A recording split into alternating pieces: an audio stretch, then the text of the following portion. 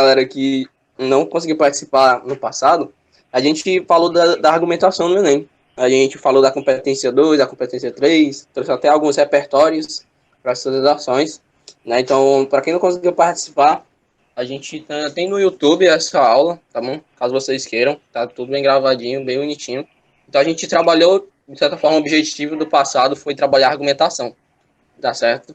Então, a gente aqui vai estar a continuidade, é como se fosse a parte 2, né? Que é como conquistar, como organizar sua redação, como concluir ela, né? A questão da competência 5, enfim. E evitar os erros de linguagem, que é muito recorrente, né? A gente, no automático, já acaba fazendo uma gíria, alguma abreviação, que já é automático da gente, né? Então, a gente vai começar como é que a gente pode evitar esses vícios de linguagem, tá certo? Então, já é 3h07 aqui para mim, eu acho que a gente já pode iniciar. Tá bom? Pode passar, tranquilo. Show. Aí, pode ir, volta. Pra cá? Calma aí. Passa 2 slides, por favor. Mais um. Mais um. Eu acho que. Não, tá certo. Pode voltar, porque eu dei uma viajada aqui total. Você sabe que era o slide do passado. Mas é o seguinte, né, galera? Pode voltar mais um, Rebeca, por favor. Show. Aí, galera, antes de a gente iniciar, né? Queria ser nesse slidezinho aí, a gente refletir, né, realmente a gente pensar aí o porquê que a gente começou, porque realmente redação é perseverança, né, galera? Redação é prática. E vocês vão perceber que vários errinhos que às vezes a gente até cometia, eu confesso que alguns eu já cometi, né? Então a gente vendo, assistindo uma aula é uma coisa, mas na hora que a gente vai começar a escrever, é outros 500, sabe? É outra história, é um outro contexto, sabe? Então, só pra gente, antes de iniciar, a gente realmente refletir aí o nosso objetivo, que a gente acredita que possivelmente todos aqui querem entrar na federal no próximo ano, na escola universidade pública, né? Então, a gente está aqui para ajudar vocês. Caso vocês queiram fazer alguma redação, tem alguma redação que está precisando de uma correção, a gente pode ajudar isso também, tá certo? E só ressaltando, a gente tem um plano de estudos no Instagram, tá bom? A gente lançou um tema da semana, vocês podem estar enviando até sábado, meia-noite, a gente vai estar corrigindo, depois a gente vai dar um feedback para vocês sobre a redação, tá certo? Então, eu gosto muito dessa frase, é uma frase que eu gosto muito, eu vi no Instagram, quando eu estava no pré-vestibular e tal, aí me deu uma motivada legal. Eu gosto muito dessa frase. E eu trouxe para vocês também, porque realmente é algo bem no nosso cotidiano agora, a gente está em um período bem difícil, todo mundo em casa, muito difícil de se concentrar, mas é realmente um momento de perseverança e a gente continuar. Tá certo? Aí pode passar, Rebeca, por favor. Pronto. Então, em outras palavras, a gente vai demonstrar como vocês podem conquistar o corretor de uma vez por todas. Certo? Claro, todo mundo vai ter um corretor no Enem, e realmente, a gente quer conquistar ele, lá na sua introdução, você já consegue conquistar o seu corretor. O seu corretor já fica, caraca, essa redação vai ser boa. Tá bom? Então, a gente quer te ajudar a realmente conquistar o seu corretor. Como é que você pode ganhar ele? Tá bom? Então, a gente vai dar início a nossa aula agora. E só ressaltando o nosso objetivo, tá bom? A gente tem a questão de organizar nossas ideias, concluir a redação, vício de linguagens, que em outras palavras a gente tem as competências, né? O Enem traz as competências para dizer assim, ó, certo, você é muito bom na gramática, mas por outro lado, na organizar suas ideias você peca um pouco, aí o Enem tem essas competências para trazer um equilíbrio, para trazer, de certa forma, uma nota justa. Tá certo? Então, a gente vai estar abordando essas competências também. A competência 1, a competência 4, a competência 5, tá certo? Então, para isso, eu trouxe um grupo de professores do ProExacta, certo? Um grupo de elite, realmente, meninas super incríveis. E eu vou deixar elas falarem, né? Eu acredito que eu já estou falando demais. E só ressaltando, galera, assim que se vocês quiserem acrescentar algo, se vocês quiserem tirar alguma dúvida, vocês podem estar utilizando o chat, ou se vocês quiserem usar o áudio, vocês podem se sentir livres também, tá certo? A gente realmente quer algo bem aberto, não se trata só de um aulão, onde só um professor fica falando, a gente quer realmente escutar vocês, tá bom? Então a gente não quer algo aquele chato, outra aula, enfim. Então a gente quer escutar vocês também. Então se sintam livres para qualquer momento vocês darem alguma contribuição, tirar dúvidas. Tá certo? Então a gente vai iniciar. Eu deixo aí a palavra para a Rebeca. Tá lá, acredito, eu estou falando demais. Então, Rebeca, com você. A Luiz vai iniciar, eu separei com ela as dicas, viu? Luiz, pode dar início. Certinho. Oi, gente, boa tarde. Meu nome é Luiz, né? Sou professora de redação aqui do ProExacta. Queria saber se está dando para me escutar direitinho aí. Tudo certo? Ok, ótimo. A gente vai dar início, vamos dar uma pincelada sobre como organizar essas ideias. A gente separou aí 4 métodos para você organizar essas ideias. O primeiro é a leitura e reflexão, que é basicamente você pegar a proposta, pegar os textos de apoio e marcar tudo aquilo que você pode se aproveitar daquela informação. Tanto para criar algum tipo de argumentação para o seu texto, como para pegar a sua proposta mesmo, grifar ela para poder você não se perder quando estiver organizando as ideias. É uma forma de você iniciar e pensar como você vai fazer. Eu, particularmente, gostava muito de marcar assim com marca-texto, tudo nos textos de apoio que ia me ajudar a esquematizar o meu texto. E o segundo, que é particularmente o que eu mais fazia, que aí está um nome bem bonito, brainstorming, mas nada mais, nada menos do que é chuva de ideias. É você pegar a proposta e escrever em partes aleatórias da sua folha tudo o que aquela proposta te faz lembrar. Eu, particularmente, como eu já cansei de falar aqui, eu sempre citava séries e filmes, então sempre que eu lia a proposta, eu escrevia todas as séries e filmes que aquela proposta me fazia lembrar. Isso faz com que você pegue as suas ideias e você não esqueça delas quando estiver construindo a sua argumentação. E isso é muito válido quando você estiver construindo o seu esquema estrutural, que é o que a Rebeca vai explicar agora. Oi, pessoal, tudo bem com vocês? Eu sou a Rebeca, também professora aqui do Proexacta, da disciplina de redação. Eu acho que vocês estão me escutando direitinho, qualquer coisa vocês falam aí no chat. E agora, depois que você levanta as suas ideias, os aspectos que você quer defender na sua redação, chega a hora de você esquematizar, que é quando você vai filtrar aquilo que realmente você vai defender na sua produção textual. E aí você vai, dentre os diversos aspectos que você pode apontar, são os filmes que você pode usar no repertório, as séries, citações, livros, e aí você vai filtrar aquilo que realmente é válido você colocar. Porque não basta só você saber o que colocar, tem que saber como aplicar. Então, no brainstorm, você pode acabar levantando alguns repertórios que sejam válidos, sejam legais você colocar, mas que você talvez não vai saber desenvolver. Então, é importante, nessa terceira fase, você analisar e filtrar aquilo que realmente você vai conseguir desenvolver no seu texto. E aí, depois, você vai para o seu esqueleto textual, que eu, particularmente, faço da seguinte forma. Eu anoto lá no rascunho, né, introdução, e aí eu penso, bom, baseado no esquema que eu fiz, eu separei determinada alusão histórica. Então, eu vou começar a minha redação com a alusão histórica e a tese eu vou pontuar com determinado fator, o primeiro fator e o segundo fator. Depois eu vou para o primeiro parágrafo de desenvolvimento, onde eu vou pontuar quais os argumentos que eu vou utilizar, se eu vou usar um livro, um filme. No segundo, a mesma coisa. No segundo e no terceiro, a mesma coisa, perdão. E no quarto, eu vou responder as perguntinhas necessárias para montar a minha intervenção, que a Luíse mais tarde vai explicar bem direitinho para vocês. Como o Lucas falou, a gente vai abordar, assim, em ênfase 3 competências, que são as competências 4, 5 e 1. Eu vou dar início aqui com a competência 4, que ela diz respeito ao conhecimento dos mecanismos linguísticos necessários para a construção da argumentação. Bom, essa competência, ela busca, assim, majoritariamente avaliar a coesão textual, porque é de suma importância que seu texto ali esteja totalmente interligado.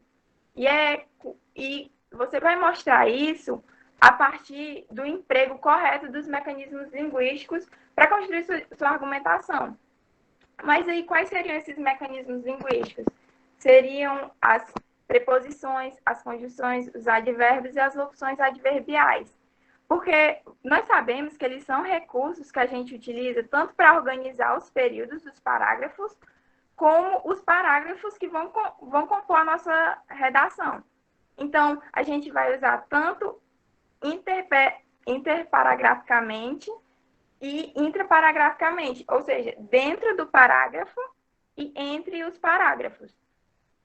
E esses mecanismos, eles vão ajudar a gente a manter o nosso texto homogêneo, porque a gente tem que mostrar para o corretor uma relação harmônica entre as ideias que a gente dispôs na redação, entendido? E aí, o que é que o corretor ele quer de mim? Quais os elementos que ele está esperando na minha redação quanto à competência 4?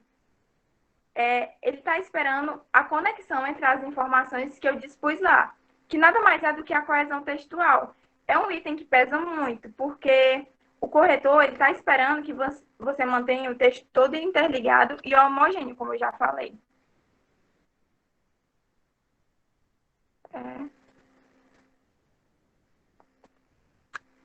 Já olho os comentários, vou só finalizar essa lâmina. E eu já respondo, se caso for uma pergunta, aí o Rian Azevedo. Bom, então ele espera que o seu texto ele esteja completamente interligado. Isso com o emprego adequado dos termos. E ele espera também que haja ausência de inadequações. Ou seja, é importante que vocês se atentem ao fato de aplicar as palavras de forma conveniente e adequada. Muitas vezes, os candidatos acham que usar palavras altamente rebuscadas vão trazer notas maiores. E não é bem assim. Até a redação que a gente vai trazer para análise, ela tem um linguajar bem mais simples. Então, tipo, muitas vezes algumas preposições, conjunções, digamos, tem um caráter mais diferente, né? Não são tão comuns de se expressar, e as pessoas acabam usando elas no texto sem saber qual o significado, qual a verdadeira função. Isso acaba trazendo ainda adequação para o seu texto e vai fazer com que o corretor interprete isso como uma falha. E um dos pontos mais importantes também dessa competência é a progressão textual. Porque o corretor, ele quer que você esteja atento às respostas que você vai dar a um período, tanto um em relação ao outro. E ele quer que tudo esteja encadeado, porque senão ele vai acabar se confundindo. É importante que essas ideias elas estejam completamente conectadas para que o corretor ele não se confunda e ache que você está tangenciando o tema. E é importante salientar que se você não manter uma progressão textual muito boa, você tanto vai poder ser penalizado nessa competência 4, como na competência 3. Então, assim, essa é uma das competências que exigem ainda mais atenção da gente, porque a mínima desorganização pode bagunçar totalmente seu texto e, como eu já falei, o corretor pode interpretar como um tangenciamento porque você não soube organizar suas ideias de forma com que elas ficassem concatenadas, de forma com que elas ficassem bem encadeadas. E, por último, a variabilidade de mecanismos coesivos, que, assim, ele é uma parte que está referente à questão das repetições. Muitas vezes, os alunos eles acabam repetindo muitos termos, muitos pronomes, muitas conjunções, e essa parte está relacionada a exatamente isso, a você ter um repertório coesivo, mais diversificado, para que não fique aquela coisa repetitiva e o corretor achar que você tem um repertório coesivo raso. Aí aqui eu trouxe alguns erros de algumas redações. Nesse caso aqui, o candidato começou o parágrafo com a conjunção, portanto, escrita de forma errada, né, com esse espaço que não tem.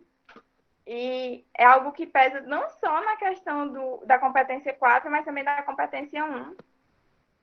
E aqui já é um trecho bem maior, que eu não vou ler, mas eu vou apontar algumas coisas para a gente ir analisando. Bom, aqui ele usou esse pois além. Ó, cada dia que passa, estamos cada vez mais conectados. pois além da internet ser um meio de comunicação e interação, é também uma ferramenta de trabalho. Ele poderia ter escrito isso de uma forma mais formal, né? Ficou com um pouco de traço de linguagem coloquial, ele poderia ter colocado: haja vista que a internet é um meio de comunicação e interação, assim como é uma ferramenta de trabalho. Ele poderia ter usufruído de conjunções para deixar o texto mais coesivo, né? Porque ficou com marcas de informalidade. Aqui a gente percebe uma alta repetição do pronome ela. Aqui a escrita errada da conjunção mas. Ele deveria ter escrito sem o i, né? Ele escreveu mais. Aqui também a gente percebe uma má estruturação textual nesses dois parágrafos aqui, onde ele colocou o assim como de uma forma que não deveria, porque o assim como ele dá uma ideia de continuidade e de referência ao que foi escrito anteriormente. Então, não tinha lógica ele começar outro parágrafo aqui. E o por isso da mesma forma. Então, é uma coisa que você deve se atentar bastante e sempre se manter consciente. Você não vai escrever pensando em outras coisas. Você tem que escrever com bastante foco e ler pensando: bom, se eu pegasse esse texto e fizesse a leitura dele, eu ia compreender o que o autor está me passando, porque é importante a gente ter esse senso para evitar esse tipo de erro, se colocar no lugar do corretor, porque acho que facilita muito. Era uma coisa que eu fazia bastante quando estava escrevendo. E aqui são os níveis que o Enem, digamos que ele, como é que eu posso dizer? Ele organiza para pontuar os erros que os candidatos acabam cometendo. Como o slide vai ser disponibilizado, eu não vou me atentar a ler para poder economizar tempo. Então, essa primeira parte, que é o nível 0, e por acaso o aluno ele tiver muito problema de articulação, onde, de nenhuma forma você consegue compreender e nem consegue enxergar a conexão entre as informações que ele passou no texto. E aí a nota acaba sendo 0. Aí, nível 1 é quando os pontos estão bem estruturados no texto, apesar de, estar um pouco precário.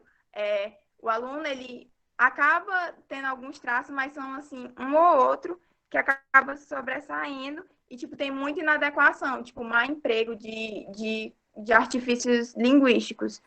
Aí o nível 2 é quando tem alguma progressão textual, mas ainda existem inadequações e os recursos são um pouco ilimitados. Ele acaba tendo alguma variabilidade, mas sempre acaba se repetindo. E aí, quando for no nível 1, a nota é 0, nível 0 a nota é 0, nível 1, 40 pontos, nível 2, 80 pontos. No nível 3, quando a redação ela tem uma articulação, digamos que intermediária, não é tão desenvolvida, mas também não chega a ser precária. E aí a gente tem um uso de conectivo bem colocado, mas que não é suficiente, você ainda enxerga alguns erros. E aí no nível 3 a gente tem 120 pontos. No nível 4, a gente já consegue começar a enxergar uma boa articulação no texto. O repertório coesivo que eu já citei, ele está bem empregado e tem algumas colocações repetitivas, mas assim, não é nada assim muito, muito evidente.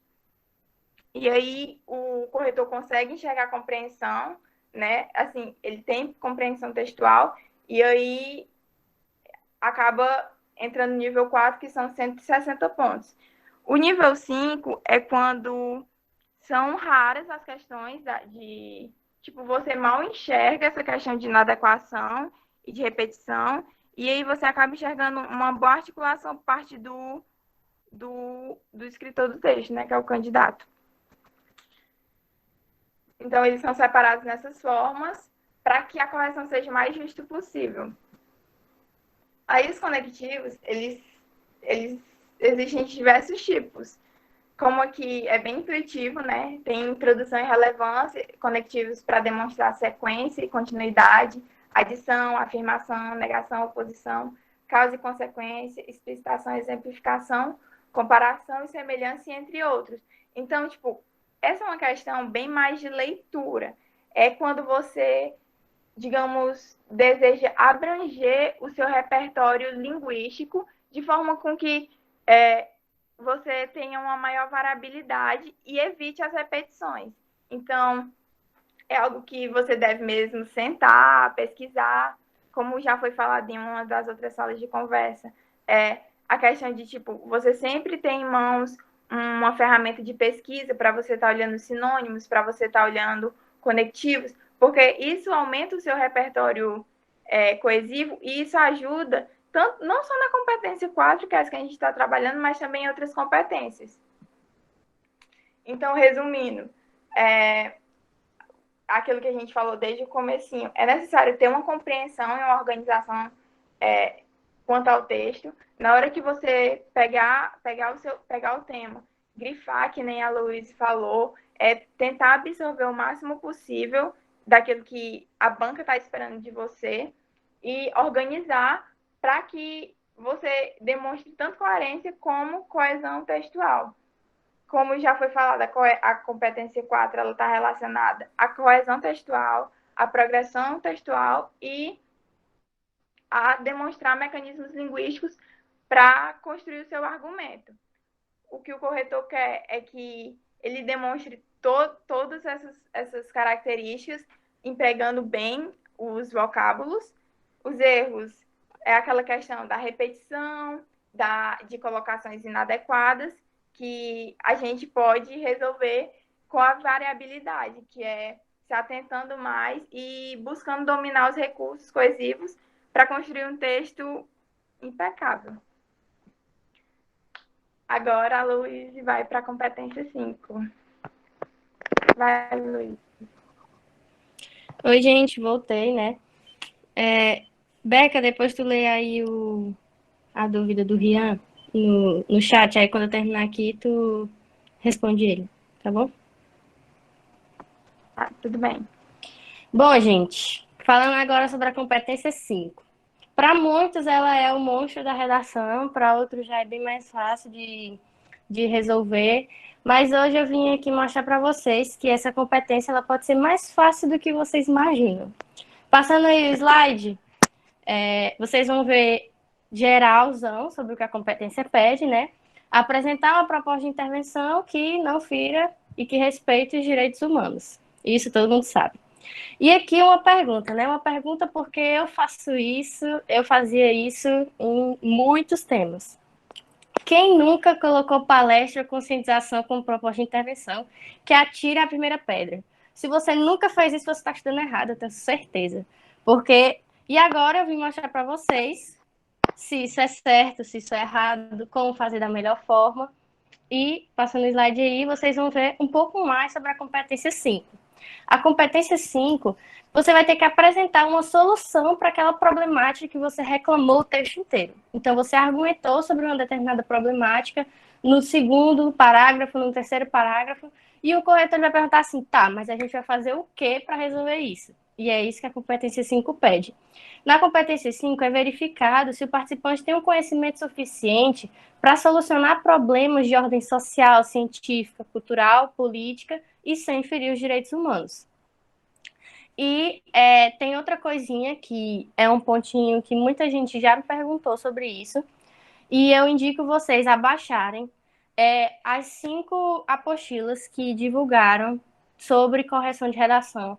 Lá tem todos os critérios de correção que vocês vão precisar saber, e lá tem escrito que se for apresentada mais de uma proposta de intervenção, só é analisada a mais completa delas. Já já eu vou dizer como fazer uma proposta de intervenção bem completa. Mas para aqueles que gostam de colocar o governo e a sociedade, por exemplo, o corretor ele vai pegar aquela proposta de intervenção que está mais completa e vai dizer, aqui é que vai sair os seus pontinhos.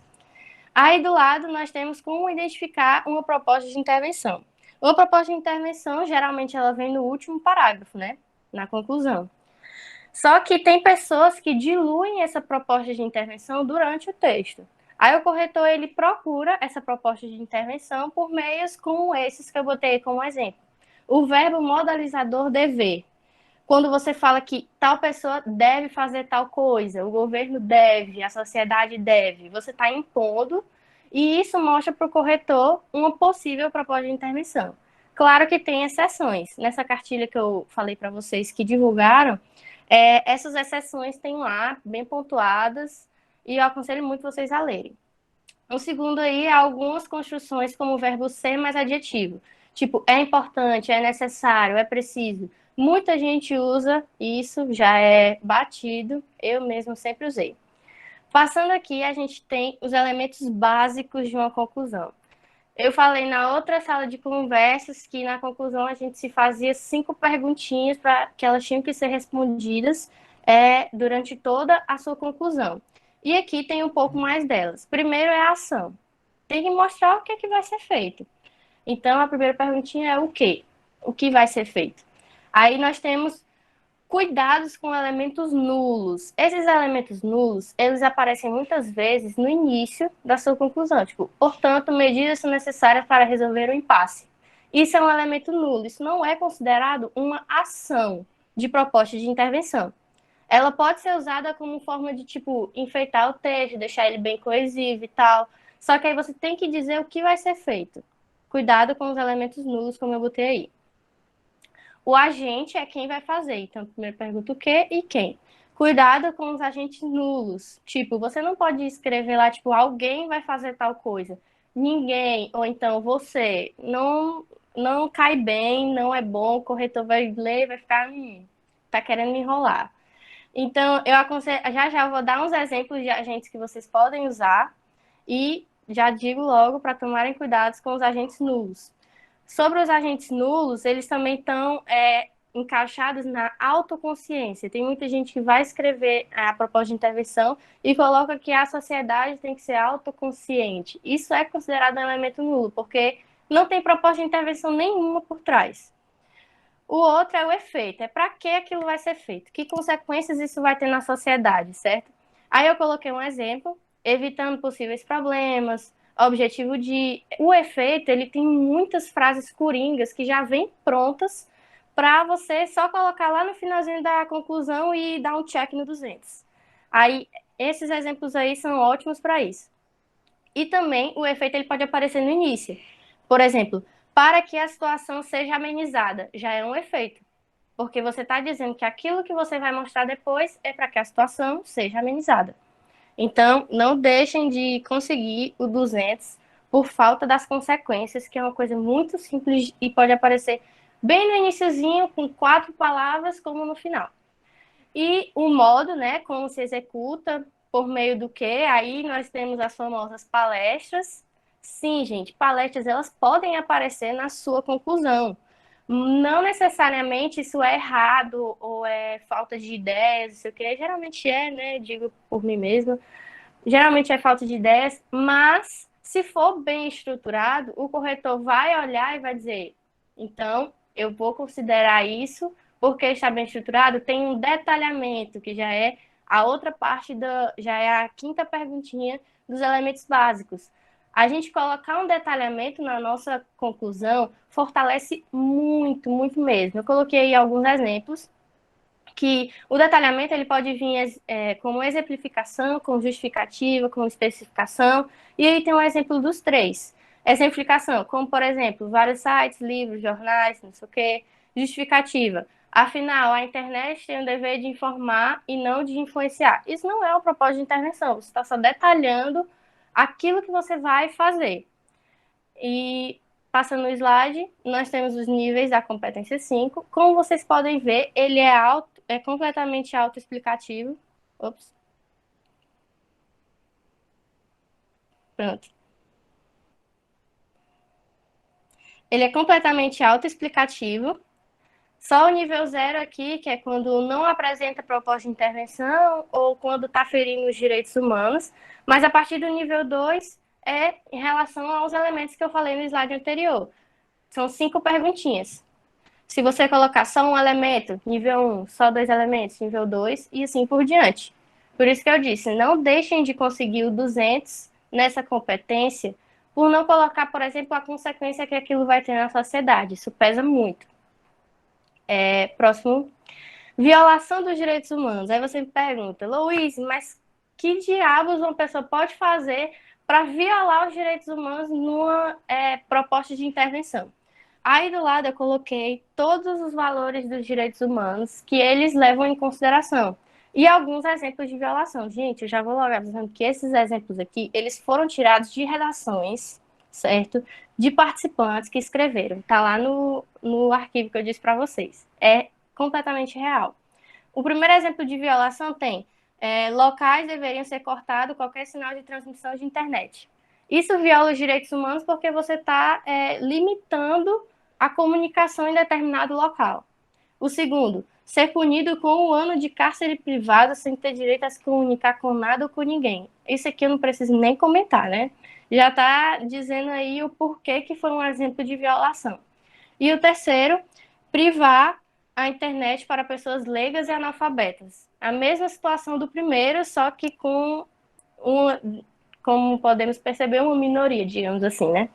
Então, esses são uns exemplos de violação dos direitos humanos, certo? Exemplo de agentes. Como eu falei para vocês, pode passar o slide aí, Beca.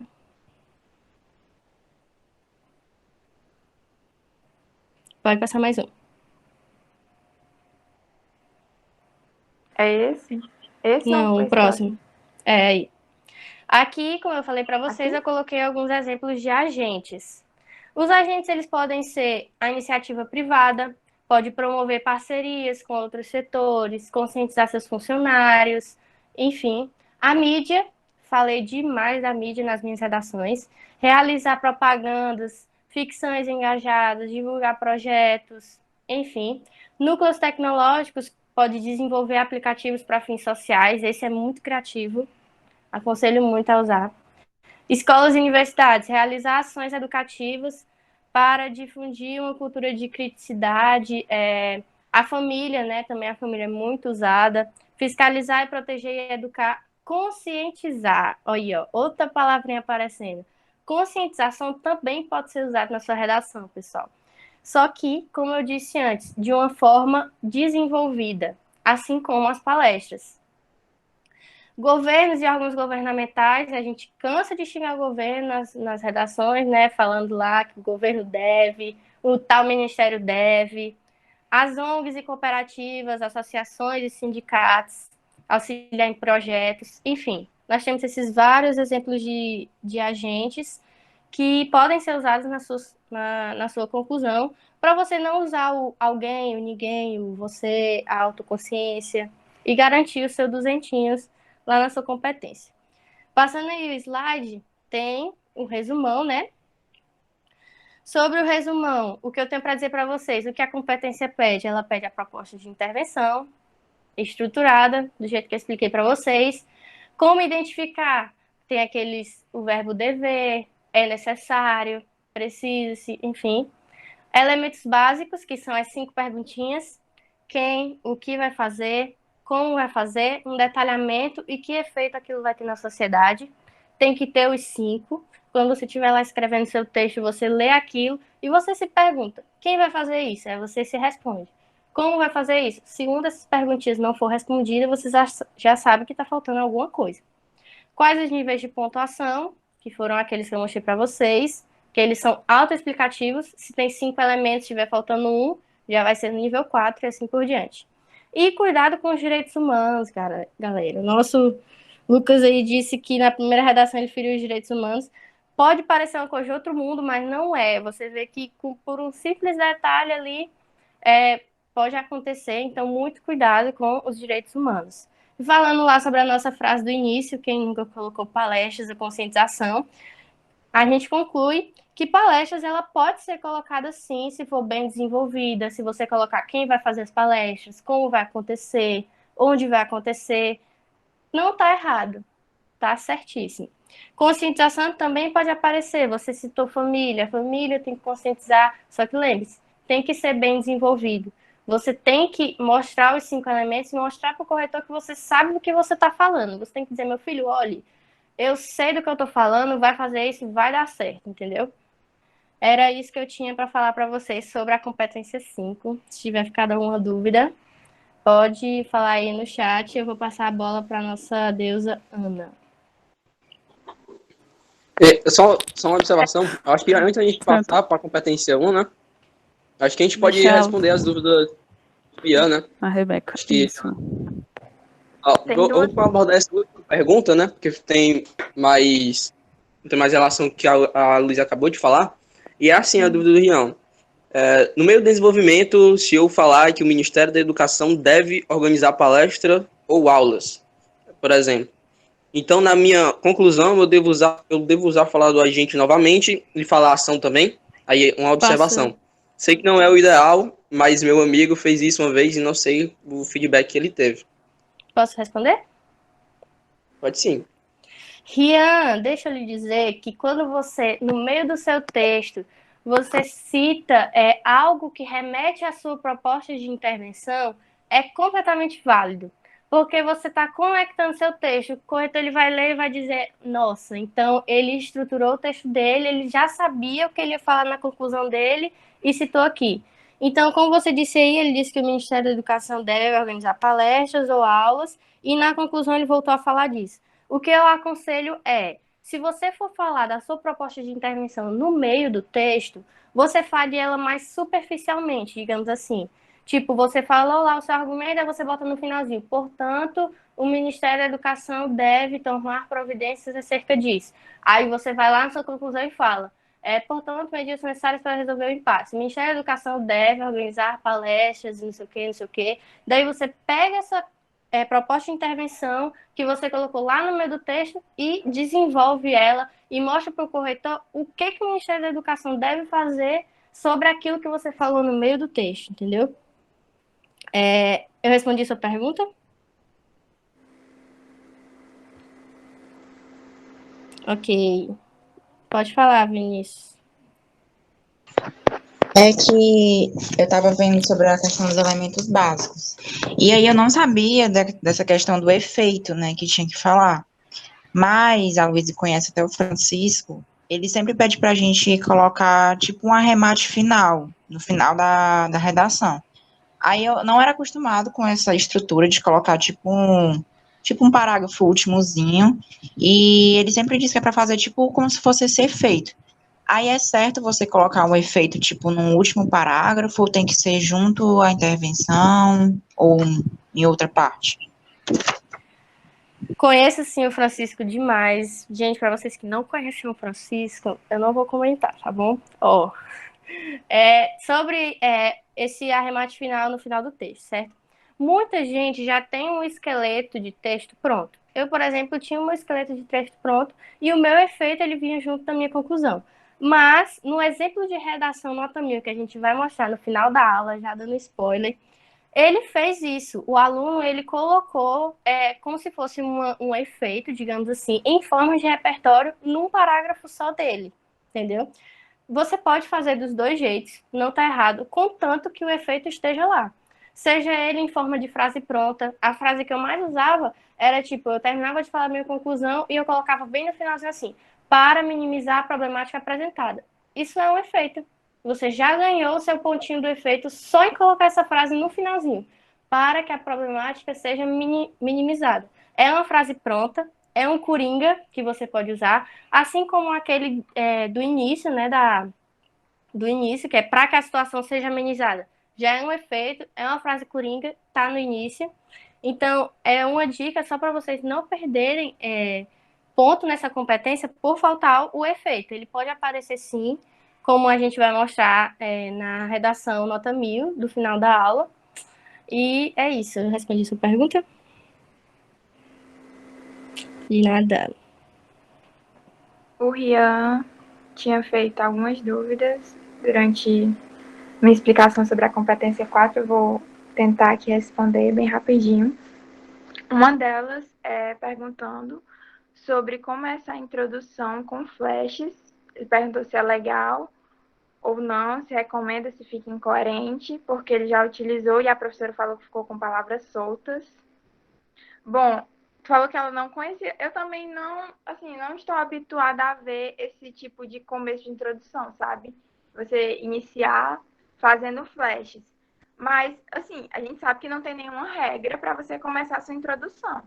Mas a gente sabe que tem alguns métodos, né, tipo através da contextualização e da alusão histórica, que elas ajudam a gente a demonstrar a compreensão da proposta de redação. Então, tipo, eu acho que você ir por flashes acaba trazendo uma variabilidade maior de ideias. Se você for por um caminho, tipo, bem mais fácil, como, por exemplo, conceituação, quando você só traz alguns conceitos ou coloca algum contexto, eu acho que deixa o seu texto mais claro e mais direto. Eu não estou com muita propriedade para falar, porque eu realmente, tipo, não estou habituada mesmo a ver introduções com flashes. Só que, tipo assim, eu recomendaria, tipo assim, usar só com, assim, tipo, numa situação onde você realmente acha que seria o melhor caminho. Eu acho que, tipo, pode acabar não trazendo um encadeamento de ideias legal, sabe, o flash. Porque eu acho, tipo, contextualização, alusão histórica, como eu já falei, elas trazem uma continuidade mais harmoniosa para o texto. Você começa lá falando, por exemplo, quando você traz uma alusão histórica, algo que aconteceu há tantos anos atrás, depois você traz um panorama referente a essa problemática no cenário atual, e aí você vai apontar a sua tese. Os flashes, eu acho que às vezes acabam ficando um pouco solto, e como a professora comentou na sua redação, pode trazer palavras soltas, ideias, assim, ideias concorrentes. Eu acho que, tipo, eu não recomendaria, assim, falar Rebeca, individual. Rebeca, posso dar um complemento? Pode. Oi, Rian, Oi, pessoal, eu sou a Ana, tá? Eu vou falar daqui a pouco. Mas, assim, a questão da ideia que ele comentou, só uma opinião. Eu, particularmente, gosto bastante. Mas, independente de como você escolhe começar o teu texto, o importante é que tu tenha domínio da estrutura e que tu tenha propriedade sobre ela. Não interessa se tu vai começar ela por flash, se tu vai começar ela por continuidade. A questão é que tu tenha domínio, que tu saiba onde tu quer levar o teu leitor. Por exemplo, eu achei aqui, enquanto a gente falava, um exemplo de uma introdução em flash. O site me deu duas introduções que eu achei interessante. Vou citar aqui rapidinho. O tema era... Vocês estão me ouvindo? Desculpa, nem perguntei. Sim. Achar um pouquinho baixo. Pronto, olha essa melhora. Tá melhor? Uhum. O tema era a persistência da violência contra a mulher no Brasil. Uma das formas que o autor começou foi machismo, patriarcalismo e dominação. Aí colocou 2 pontos, essas são algumas causas da manutenção da violência contra a mulher na sociedade contemporânea. Eu achei perfeito o começo dele. Ele começou com flechas e tu vê que as palavras que ele escolheu, realmente elas descrevem o que o tema está pedindo. Aí outra forma que ele começou foi usando as mesmas palavras, só que ele começou colocando por pontos. Machista, ponto. Patriarcal, ponto. Dominadora, ponto. Tais palavras caracterizam a sociedade atual como garantidora da permanência da violência contra a mulher na sociedade atual.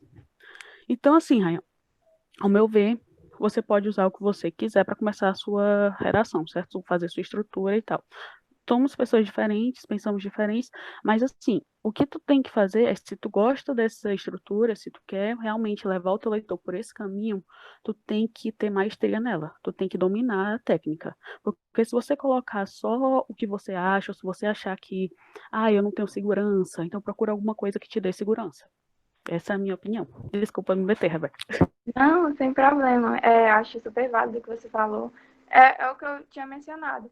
Assim, eu indico usar numa situação assim de muito domínio do conteúdo e confiança em utilizar esse método, que eu acho um dos mais complexos, né?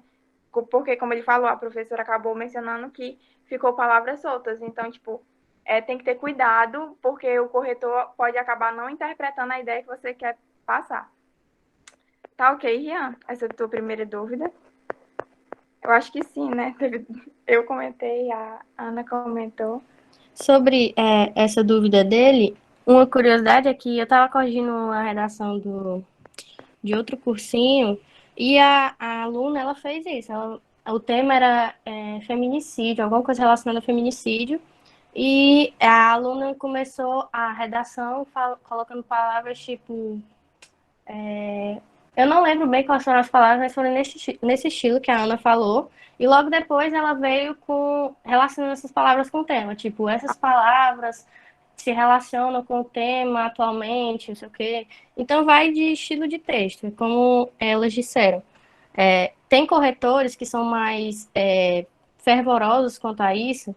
Por exemplo, esse exemplo aí do professor Francisco, eu acho que ele não veria esse método como um bom método de escrever. Por quê? Porque ele tem uma visão mais assim engessada sobre estrutura de redação. Mas é o jeito dele de corrigir. Outro corretor pode ver de outra forma e assim por diante. E complementando o que a Louise disse, lembrem-se que a redação de vocês não sabem quem é que vai ler. Então, o meu conselho para qualquer pessoa que vai escrever redação, o mais básico possível. Escreva o que você tem domínio. Você não sabe se a pessoa que está lendo, ela vai se esforçar para entender o teu texto. Então, assim, menos é mais. Concordo perfeitamente, Ana, perfeitamente. Por isso a minha apreensão enquanto usar flechas, né? Exatamente pelo que a Luiz falou. Vai que ele pegue um corretor Francisco da vida, né? Aí pode acabar prejudicando ele. Mas, tipo assim, como todas nós comentamos, se tiver confiança e domínio, só vai, cara, que dá certo. E outra coisa, Rian, se o teu texto for coeso, se for uma coisa limpa, se for uma coisa agradável de ler, o estilo propriamente dito, ele não vai, quem faz estilo tal não ganha nota 1000. Não tem isso. O que tu tem que se atentar realmente à estrutura que é pedida, às normas que são exigidas e ao formato realmente do texto. Mas o estilo em si não tem nada fechado quanto a isso. Só comentando, só Ele tirou. uma observaçãozinha. Pode ter? Pode. Sim. Na hora. Certo. Como as meninas já falaram, né? Só para finalizar mesmo, a gente geralmente, antes de falar, só fazendo uma síntese para as pessoas que ainda não conhecem, ainda não conheciam a introdução para os flashes, é porque geralmente na introdução existem várias estratégias. Como a Rebeca falou, existe de citação, alusão histórica, que são ótimas, existe por afirmação, e uma delas também é para o flash. Tá certo? A introdução para o flash, como a Ana deu exemplo, é simplesmente você pegar, por exemplo, pegar um tema que é violência. Então você pega essa palavra-chave, violência, e traz 3 características dela. E começa com essas 3 características. Por exemplo, no exemplo de violência, você poderia começar com a violência, aí assalto, medo e sofrimento, por exemplo. Aí são 3 características. Então você começaria com essas 3 características e depois uma abordagem dizendo que essas características são constantes na sociedade brasileira quando envolve o tema violência.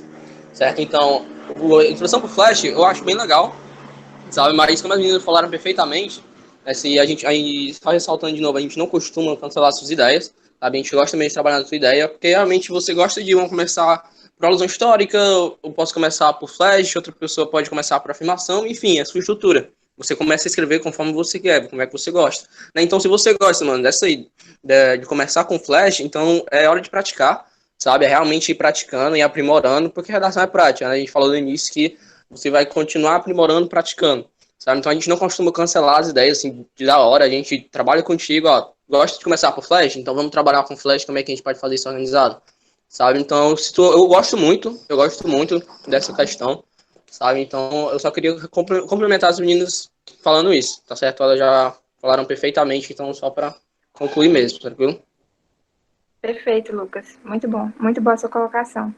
Ele tirou outra dúvida, a segunda aqui, que é sobre, vou ler aqui, muitas das vezes eu tenho dificuldade em encontrar 2 teses para argumentar no primeiro e segundo desenvolvimento, né, os parágrafos de desenvolvimento.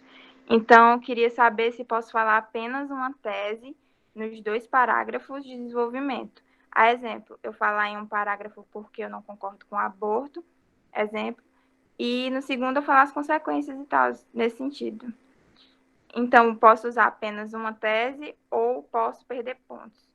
Bom, não tem algo assim muito, digamos, direto em relação a isso. Se você não fizer 2 teses, você vai perder pontos.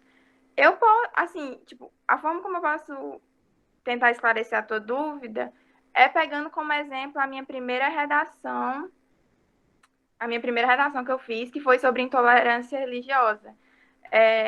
Eu fiz só 3 parágrafos, eu não tinha muita noção de como escrever, né? Assim, escrever um texto dissertativo argumentativo, e eu consegui uma nota acima de 900 mesmo só trazendo uma tese e um parágrafo. Tipo assim, eu acho que talvez vai da questão de ter trago muito repertório sociocultural. Então, eu acho que, tipo assim, não tem nenhum problema de você trazer só uma tese, mas como você falou, desde que você, nos outros parágrafos, saiba desenvolver e argumentar suficientemente bem para defender a sua tese, eu acho que não tem nenhum problema, assim, em relação a perder pontos diretamente pelo fato de você ter usado só uma tese. Algum dos professores tem alguma coisa a complementar? Sabe, alguma coisa? Eu. Eu falei isso na outra sala de conversas, mas aí eu vou repetir aqui. Vai muito do seu estilo textual. Como tu falou aí, pelo que eu interpretei, tu costuma fazer causa e consequência. Você fala, a sua tese é só uma, ela é em torno de uma única ideia e no seu desenvolvimento você faz uma relação de causa e consequência, digamos assim. E então, você fazer essa relação é o seu estilo textual. Você está trabalhando o tema, está trabalhando a sua visão sobre o tema, mas de uma forma diferente. Tem gente que faz causa e causa, tipo, problematiza no segundo e no terceiro parágrafo. Tem gente que fala os problemas do segundo parágrafo e no terceiro parágrafo vem com as consequências daquilo para a sociedade. E tudo isso em torno de uma só tese. Isso pode sim acontecer. Como eu disse na conclusão, eles pegam a conclusão que é mais detalhada. Eles fazem isso com o seu desenvolvimento também. Eles pegam aquele desenvolvimento que é mais bem detalhado. E o que vem a mais é um bônus, entendeu? Então, é o seu estilo de texto. Você pode escolher que estilo de texto fazer, seja ele consequência, consequência, causa e consequência, causa e causa. Mas, contanto que, como a Beca falou, você traga repertórios, faça com que sua argumentação seja consistente, enfim. Não está errado usar só uma tese. Eu fazia isso muitas vezes em muitos temas e vai do seu estilo de texto. Perfeito, Malu, perfeito. Malu não. É Malu, a Luíse. É realmente isso, Rian. Você utilizar do seu estilo mesmo. Oi, Malu. Rian, tudo ok? Pode aqui falar que deu certo? Caso não. Ok, eu acho que deu certo, né? Conseguiu tirar a dúvida direitinho. Valeu, cara. Ana? Oi, vamos lá? Estamos vindo. Duas coisas. A primeira, se vocês tiverem perguntas, mandem no chat, tá? A segunda, se eu estiver falando muito rápido e vocês não estiverem escutando, estiver cortando, alguma coisa assim, também manda no chat, tá? Eu gosto de usar o chat bastante. Vamos lá. Competência 1. Demonstrar domínio da modalidade escrita formal da língua portuguesa. Agora vamos lá, interação no chat. Quem quiser pode responder, tá? Por que você tem que saber disso? Porque eu quero fechar meu Enem. Porque é importante. Eu não preciso saber disso. Enfim, pergunta 2. Você fala sempre e escreve do mesmo modo? A segunda é mais clara, né? A resposta. Aí, no próximo slide, ele só vai complementar a segunda pergunta. As pessoas não escrevem e falam do mesmo modo, uma vez que são processos diferentes, cada qual com características próprias. Mas eu tenho meu estilo, eu falo desse jeito. E aí? E aí que você está produzindo um texto formal, uma redação de um texto formal, e você está concorrendo a uma vaga na universidade pública, que como é o caso do Enem, né? Universidade pública, num curso, enfim. E o texto dissertativo e argumentativo, ele exige que seja um texto formal. Então, a gente tem que se ater às regras da língua portuguesa padrão, tá? Agora que eu vi que eu troquei os slides, mas enfim. Vamos lá. O slide está trocado a ordem, Lucas. Rebeca, pode passar só, por favor? Pronto. O que fazer? Primeira coisa é se acalmar. Por quê? Vocês estão me ouvindo, gente? Sério. O fone tá bem ruim. Tá ok aqui. Tá ok, né? Pronto, obrigada. O que fazer? A primeira coisa é se acalmar. Por quê? Os 200 pontos da competência 1, ele não depende diretamente do tema. Como assim? Os 200 pontos da competência 1, eles dependem do teu português padrão culto. Ele não diz referente exatamente ao tema. Ou seja, tu pode se apropriar disso para usar palavras que tu tem mais domínio, para impressionar o corretor com alguns adjetivos, entende? É mais por esse lado, por isso que ela não depende diretamente do tema. Qualquer tema que for, se você tiver um português padrão bom, eles vão te dar esses 200 pontos. Aí, vamos lá. Para atingir a pontuação máxima, o que é que eu preciso fazer? Tem a leitura como hábito. Isso é bem claro, porque um bom escritor, ele é primeiramente um bom leitor. Isso é fato. A segunda dica é treine e saiba identificar suas dificuldades. Uma coisa é você fazer a sua redação em casa, com uma semana para entregar, né? Como a gente tem aqui no Proexax e tal, tem uma semana para você entregar. Mas lá no dia da prova, você tem as questões para fazer e uma redação para fazer. E o tempo é limitado. Ele é limitado, desculpa. Então, assim, por que eu tenho que treinar? Para que aquilo fique no automático, para que na hora que eu estiver escrevendo, eu não fique naquela dúvida e tenha que ficar pausando o meu texto para ficar pensando o que é que eu vou escrever e tal. Entende? Tudo que a gente puder tirar de distração, de atraso, o treino ele vai servir para isso. Ele vai servir para automatizar a tua prática. O terceiro ponto, diversifique seu material de aprendizagem. Por quê? Se eu só gosto de jogo e se eu só aprendo por jogo, se cair alguma coisa referente a outro assunto, eu não vou ter domínio, eu não vou ter base nenhuma para construir minha redação. Outra opção, diversifique seu material de aprendizagem. Por quê? Se eu estudando gramática, eu durmo em cima da gramática, porque sentar e ler o livro, eu não consigo me concentrar, eu não consigo aprender, eu posso assistir um vídeo no YouTube, eu posso fazer um resumo, eu posso assistir uma videoaula de alguém, eu posso assistir uma sala de conversa, eu posso pegar um resumo da internet.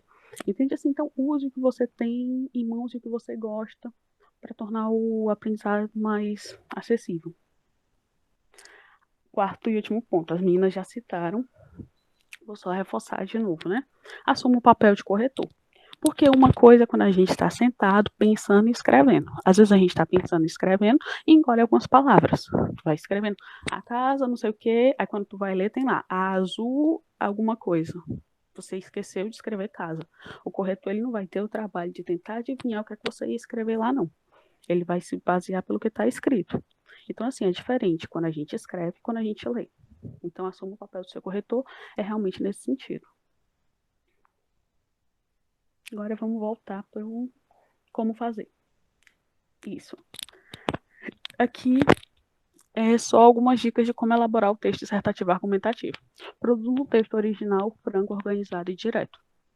Original por quê? Porque o texto tem que ser seu. Não adianta copiar, porque fulano escreve mais bonito do que eu vou usar as palavras do fulano. Não soa bem. Usa o que você sabe, usa o que você tem. Franco por quê? Porque você está produzindo o texto. Ele tem que ser o mais verdadeiro com o que você pensa possível para que ele flua de uma forma mais tranquila.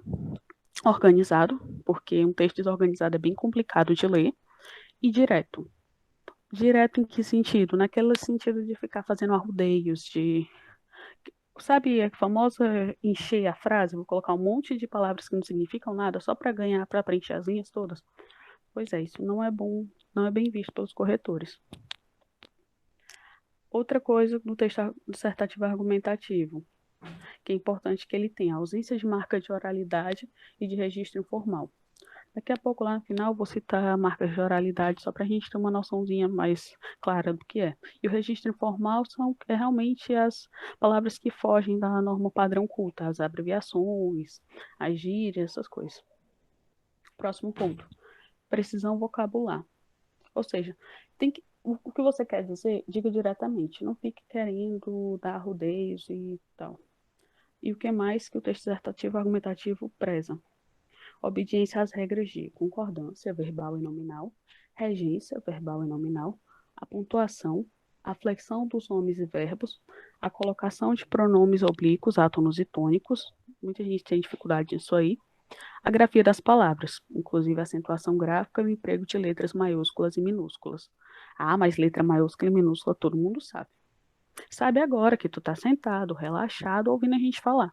Mas se estiver lá na redação com pressa, e às vezes tu nem se lembra que era letra maiúscula, era letra minúscula. Quando você se tocar aqui e colocou errado, às vezes já nem dá tempo mais corrigir.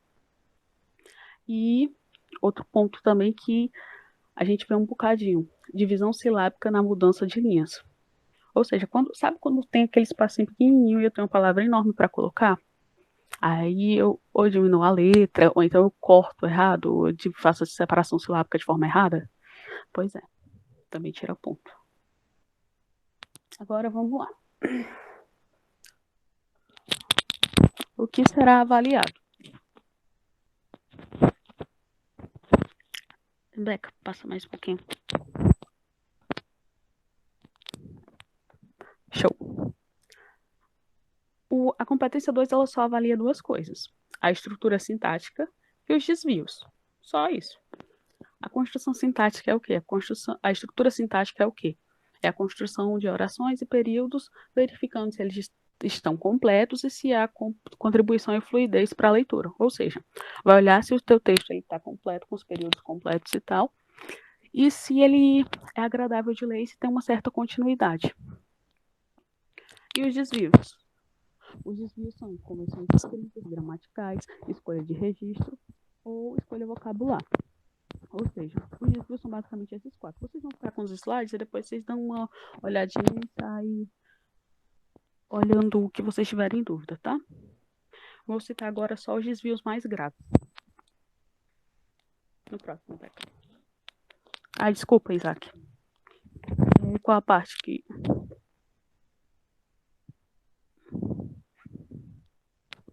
Oi. Agora Qual tá dando parte pra que vocês escutar, ouviram? foi a partir da parte do que tu falou que o slide ia ser disponibilizado, daí pra frente ficou baixo. Pronto. Obrigada. Agora eu vou citar para vocês só os desvios mais graves, tá? Que são o quê? A falta de concordância do verbo com o sujeito, ou com o sujeito antes do verbo. Isso acontece muito quando empregam o termo necessário.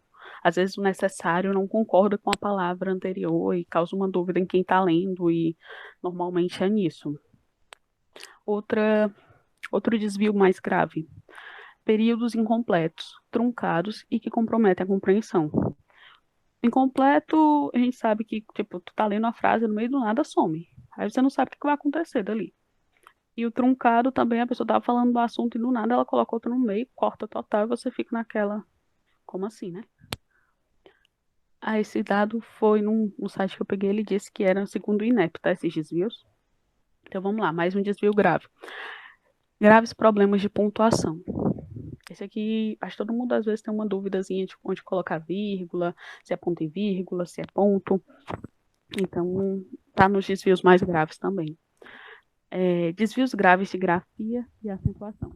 Aquelas palavrinhas que você tem dúvida, se escreve assim, se escreve de tal modo, se tem acento, se não tem. Minha sugestão, tá com dúvida? Coloca um sinônimo. Coloca alguma coisa que tu lembra. Eu não lembro como é casa. Bota local em que as pessoas moram. Local que se reside. Local, alguma coisa assim.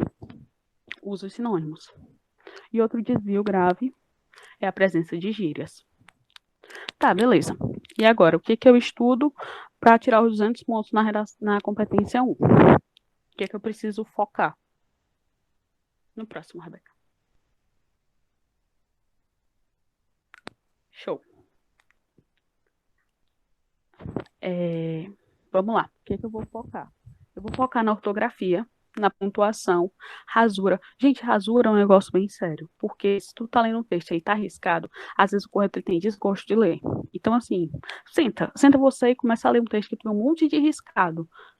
Dá um desânimo para ler. Então, realmente tem que focar nisso. Letra legível também é importante, Porque quando tu pega aquela letra que tu tem que adivinhar o que é que está sendo escrito, é complicado. E às vezes o corretor ele não vai adivinhar o que tu está querendo dizer. Ele vai só passar por cima. Divisão silábica, eu já citei. Concordância verbal e nominal. Acentuação, regência verbal e nominal, uso de letra maiúscula e minúscula, também citei, expressões coloquiais e omissão ou repetição de palavras. Um dos exemplos que as meninas citaram atrás, tinha uma questão também, a pessoa que, o exemplo estava lá, né, desse material inclusive o exemplo que eu tirei foi desse material que a Luísa também citou, ela usava muito ela, e isso torna o texto bem cansativo. Imagina só, você tá lendo o texto, aí ela, aí depois dá 2 minutos, ela, aí novamente ela. Então, assim, os adjetivos, os pronomes, eles ajudam muito a dar fluidez no texto, a dar tornar aquela leitura prazerosa. Daqui a pouco eu olho as perguntas do chat, só um minutinho. Agora vamos lá. Exemplo, marca de oralidade. Uma marca de oralidade que eu resolvi colocar nesse material foi essa que está na fotozinha, está grifado só o tá e o tão. Por quê? Porque normalmente a gente fala tanto, ou então usa tanto o WhatsApp, esses chats, e acaba escrevendo, não sei o que, tá, abreviando, e para facilitar, para ser uma comunicação rápida e tal. É errado? Não. Não diretamente. Por quê? Para o WhatsApp, para uma comunicação rápida, ela faz seu uso, que é estabelecer a comunicação rápida. Mas num texto formal, numa redação, está errado. Porque o texto dissertativo argumentativo, ele pede uma linguagem formal. Então, eu não posso estar abreviando as palavras, eu não posso colocar gírias, eu não posso... É um texto formal, tá? Então, só dizer para vocês que é marca de oralidade, rapidinho. É uma tendência comum de colocarmos em nosso discurso escrito aquilo que falamos cotidianamente. Outra coisa que também não é bem vista para a redação é a questão de... Por exemplo, vou dar um exemplo. Fulano não é flor que se cheira. É uma expressão local. Não é bom colocar por quê? Porque aqui eu sei o que significa. O fulano não ser flor que se cheire. Mas o teu corretor, se ele morar no outro estado e isso não existir, ele vai ficar sem entender o contexto da tua redação. E assim, por ser um texto formal, ele tem que ser o mais claro possível nesse aspecto também. Não pode ter marca de regionalismo nesse sentido se o tema não pedir. Como assim? Se fosse o texto falando das diferenças do português falado no Brasil, tipo as diferenças regionais, show você colocar. Mas agora, se eu colocar fulano não é flor que se cheire no meu texto, alguém que mora no sul pode ser que não entenda isso. E aí, ele vai se esforçar para entender? Ele não vai. Para ele, o texto não foi... eu não atingi o objetivo, que era realmente que ele entendesse tudo que eu tinha escrito lá no meu texto. Então, isso pode prejudicar. Essas expressões prontas, esses clichês, não é muito indicado, tá? Aqui a gente tem qual é o nível na competência 1. Como vocês vão ficar com o slide, né? Depois vocês olham o nível de vocês. Vou dar uma passada rapidinho. Nível 0, a nota é 0. É quando a estrutura sintática ela é inexistente. Ou seja, independente da quantidade de desvio que tenha, ela não tem uma estrutura, não dá para você ler. Você começa a ler o texto e não constrói nada. A nota é 0. O nível 1, ela é deficitária, mas com muitos desvios. A nota é 40. Ou seja, você até começa a ler e tal, mas você tem certa dificuldade ainda de ler. Então, cai no nível 1, tá? O nível 2, estruturas sintáticas deficitária ou com muitos desvios. Nesse caso, ou a estrutura é deficitária ou ele apresenta muitos desvios. Já é um texto mais agradável de ler do que o do nível 1, com certeza, mas ainda assim não é aquele texto que você senta e lê com gosto, digamos assim. O nível 3, estrutura sintática regular e alguns desvios. Aquele texto que você já entende, que a pessoa quer te dizer, já entende mais ou menos o que o autor quer te conduzir na redação. O nível 4, ele tem uma estrutura sintática boa e apresenta poucos desvios, aí recebe a nota de 160, e para garantir a nota de 200, ele precisa ter uma estrutura sintática excelente. Eles indicam no máximo uma falha ou no máximo 2 desvios. Aí agora eu anexei aí só a cartilha do participante, a parte da competência 1, só para depois vocês verem o que lá diz direitinho a respeito da nota, né, atribuída. Também é basicamente isso que eu disse há pouco, aqui com outras palavras, um pouquinho mais longo. E o resuminho, vamos lá. A primeira parte foi como fazer, aí tá trocado, tá? Mas vocês vão sobreviver. Ó, como fazer foi a sugestão para elaboração do texto. O que fazer, que era as dicas para conseguir os 200 pontos. O que será avaliado, né, o que se espera da competência 1, o que é que vai ser julgado na competência 1, que é a estrutura sintática e os desvios. Os desvios mais graves, nessa parte eu botei atenção, que é só para vocês darem uma olhada e realmente ver o que mais se peca nesse quesito. O que focar, o que eu tenho que estudar para garantir meus 200 pontos, o que eu tenho que ver se eu estou bom, se eu estou ruim, se eu sou mais ou menos. E o último ponto, qual é o seu nível, né? Para você ter uma noção de onde você está e onde você quer chegar. Desculpa. Pronto. Parou em qual parte? Tenho que trocar esse fone. Foi só um tempinho e depois voltou. Pode continuar. Ah, pronto. Obrigada, show. Aí, o último é só para você saber o seu nível e saber onde você tá, para ver o que tem que fazer para onde você quer chegar, tá? Agora vamos às perguntas. Rian, na questão de estrutura, minha professora sempre falava que os dois desenvolvimentos devem ser os maiores parágrafos, mas quando eu faço quase sempre a introdução e a conclusão fica maior. Tem problema isso? No caso, Rian, a tua introdução e a tua conclusão ficam maior do que o teu desenvolvimento, é isso? Se for, se você quiser usar o microfone também, sim. Então, assim, nesse caso, tem que selecionar, eu acho, né? Minha opinião, depois as meninas falam também o que elas pensam, tá? Mas eu acho que, no caso, tu tem que selecionar direitinho melhor os teus argumentos, então, tá? Porque, assim, normalmente a estrutura pede que a introdução seja uma coisa mais breve, porque ela vai dizer o que tu quer apresentar nesse teu texto, qual a problemática, o teu ponto de vista, né? Porque é a tua tese. E o desenvolvimento é aquela parte que tu vai desenvolver aquela tua tese, onde tu vai validar teus argumentos, é onde tu vai mostrar o teu conhecimento de mundo, digamos assim, teus repertórios socioculturais, essas coisas. E a conclusão é realmente aquela parte de fechar o teu pensamento.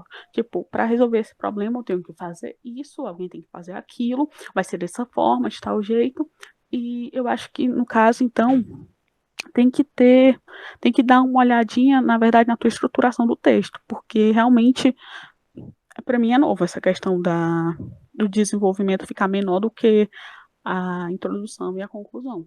Não tem nenhuma regra clara, tipo, muitos cursinhos, muitos na internet, eles recomendam você fazer o tanto de linha, né? Tipo, a introdução de 4 a 5 linhas, de 5 a 6 linhas, o desenvolvimento é o que tomou maior parte, que seria mais ou menos o dobro disso, e a conclusão, mais ou menos, o sentido da introdução. Mas também eu creio que não tem nada que proíba, não, mas realmente isso é novo para mim. E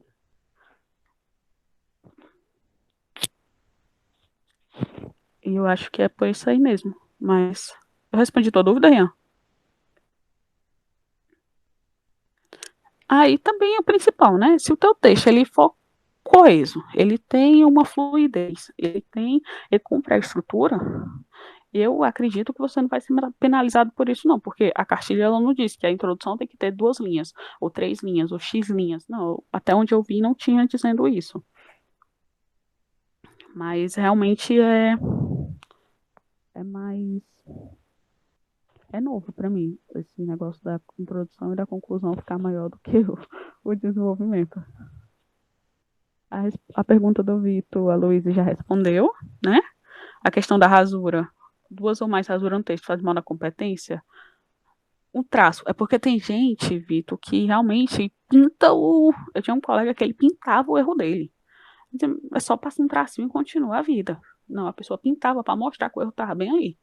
Quer dizer, cara, tá chamando mais atenção pro erro do que o que tu errou. E às vezes, tipo, quando você vai passar o texto a limpo, é a hora mais tensa para mim. Eu não sei para vocês, mas é a hora mais tensa, tipo, porque eu parava tudo, que era para fazer com bastante calma, e era para realmente não rasurar. Mas passar um tracinho por cima, umas poucas vezes, né, e tal, não tem problema nenhum, não. Ai, vamos lá, Rian. Sim, me deram uma dica de dividir a quantidade de linhas, no caso 30 pela quantidade de parágrafo. No caso, Rian, A única coisa que eu vi na cartilha até agora nessa questão de linha foi o quê? Que o mínimo são 7 linhas e o máximo são 30 linhas. Mas ele não fala nada nessa questão de dividir, até porque tem assunto que você tem uma conclusão, que você tem mais domínio do que outros, digamos assim. Então, não tem muito esse norteamento, não. Eu acho que se tu organizar direitinho a tua estrutura tipo assim, o teu desenvolvimento também, porque particularmente no meu desenvolvimento eu tenho que ficar cortando coisa, porque eu vou colocando as coisas que eu quero e às vezes não cabe muita coisa.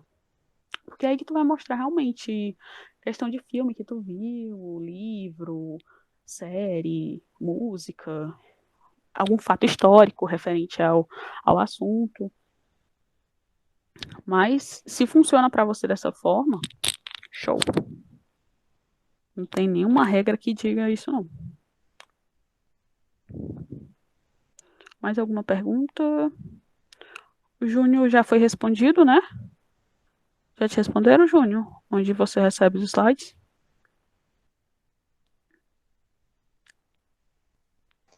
Só complementando, né, só uma característica, mas essa questão da quantidade de linhas e tudo mais, eu confesso que eu já dei alguns puxões de orelha em algumas pessoas quando eu corrigi a redação de outro cursinho, né, no ano passado eu já puxei muita orelha na questão, porque eu penso assim, realmente, como ela falou, não tem nada escrito, pelo menos eu também não encontrei na caixa do participante, né, sobre isso, sobre a questão das linhas, mas eu vejo isso como uma boa prática, sabe, um bom costume, digamos assim.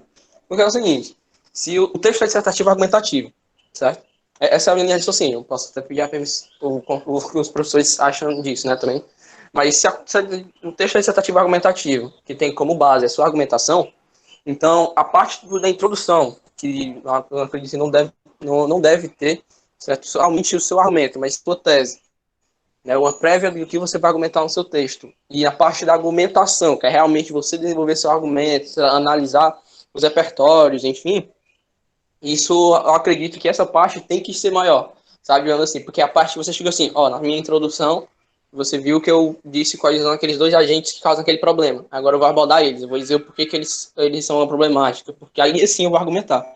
Então eu acredito que dá para ter um controle maior, sabe? Um controle maior das linhas. Porque realmente a argumentação é o clímax da sua redação, digamos assim. Sabe? Então, acredito que dá para organizar direitinho. Tu disse que já tá trabalhando nisso, né? Então, assim, eu não vejo isso como uma caixa de participante como realmente um problema, digamos assim. Mas eu vejo como uma boa prática, sabe? Um bom costume, por se tratar de um texto dissertativo argumentativo.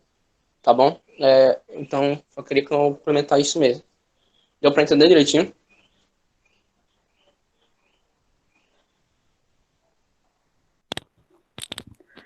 E só falando aqui o que o Lucas falou também. Se também acredito que, como normalmente o padrão é que o desenvolvimento seja maior, Ian, então assim, talvez dê para colocar mais coisinhas no teu desenvolvimento para ficar aquele negócio mais completo, entende? Porque realmente, eu pelo menos a parte que mais gosto é o desenvolvimento, que é a parte que eu começo pelo desenvolvimento. Então, assim, a parte que você vai colocar teu conhecimento de mundo na redação, tu vai dizer o que que aquilo ali se associa com o teu mundo. Então, é a minha parte maior. Mas não tem nada que diga que é proibido, que não. Que, alguém vai tirar ponto de ti porque.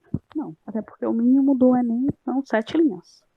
Passou de 7 linhas e foi menos que 30, tá valendo.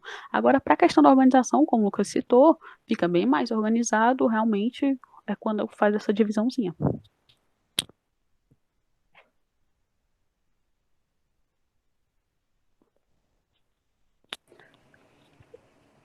Eu posso responder a outra pergunta do Rian? Sim.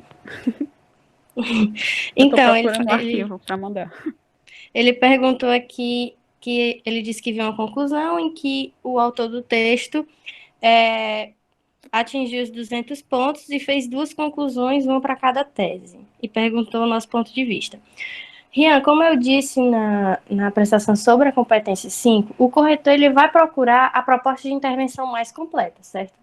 Então, ele vai procurar isso na sua conclusão e, quando ele achar, ele vai se atentar nela para poder dar os 200 pontos.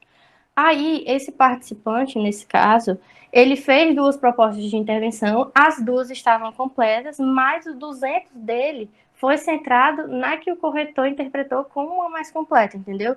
Então, não é errado você fazer duas propostas de intervenção, só tem que caber, né? Porque a conclusão tem que tomar cuidado para ela não ficar muito grande.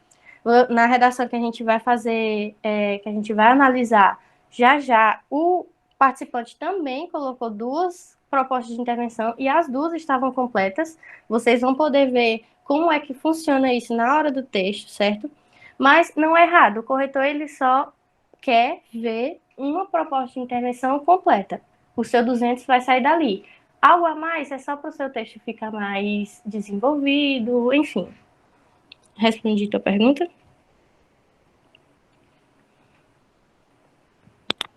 E eu vou falar também que, concordando com a Luísa, e nessa questão também tem que ter cuidado no algo a mais, tá? Porque às vezes o algo a mais, ele pode te derrubar. Então, eu ainda sou da política do menos é mais.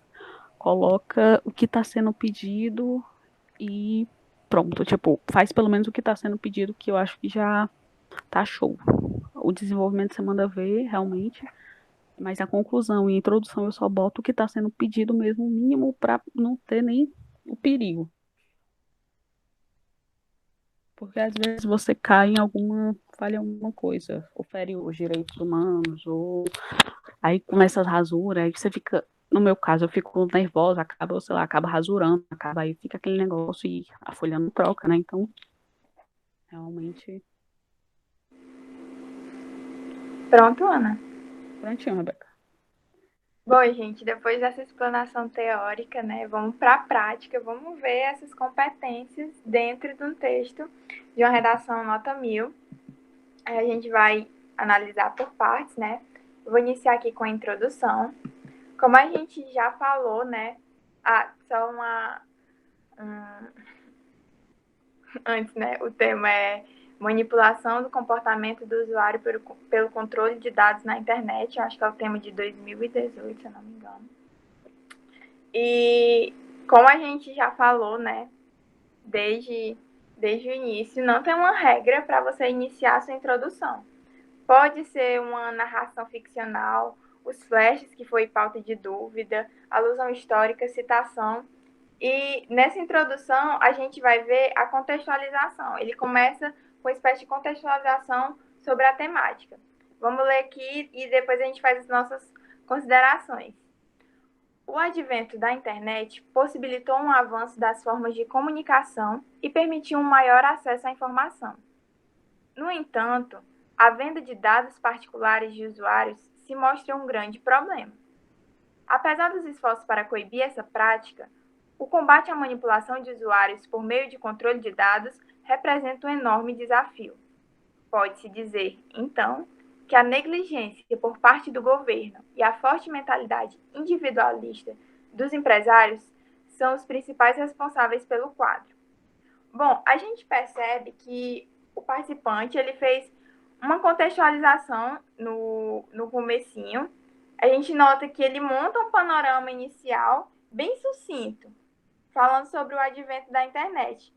Aí depois ele começa a apontar a relevância quando ele começa a enfatizar assim, que essa problemática, entre aspas, é um grande problema e que apesar das ações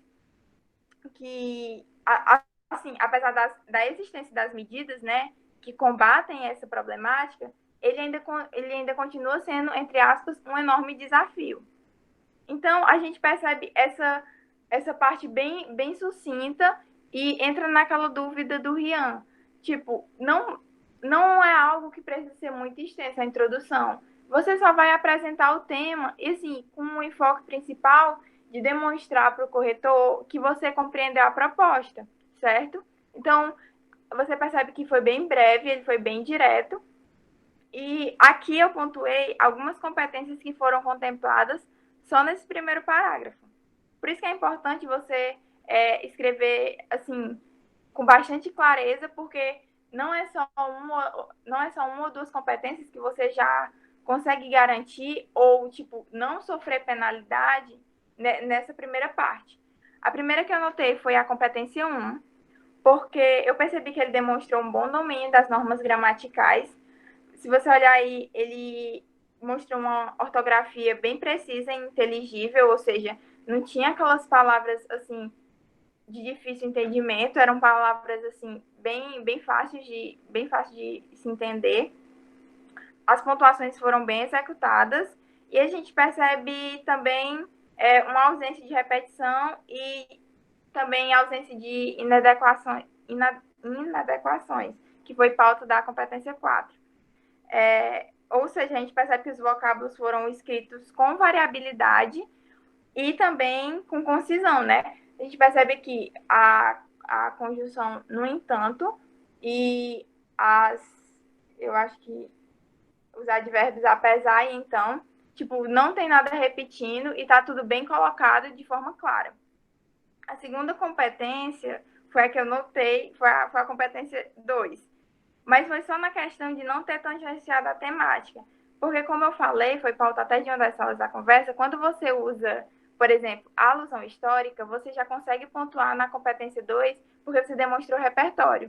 Aqui, você já não seria penalizado na competência 2 porque você não tangenciou a temática. Até o momento, ele demonstrou coerência textual. Então, tipo assim, ele não fez nada mais que, entre aspas, a obrigação dele, certo?